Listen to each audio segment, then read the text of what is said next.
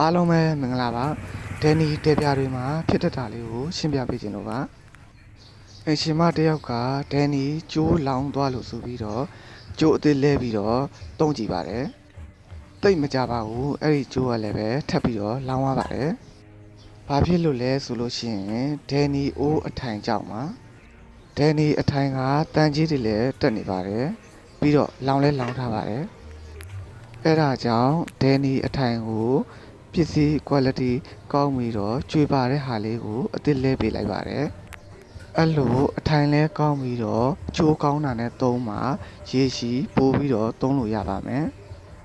အဲ့လိုဒန်နီအထိုင်ကိုမလဲပဲနဲ့ကျိုးခဏခဏလဲမယ်ဆိုလို့ရှိရင်ကျိုးကခဏခဏပြတ်နေမှာဖြစ်ပါတယ်ခင်ဗျာလူချင်းမင်းတို့ဒန်နီအိုးတွေမှာ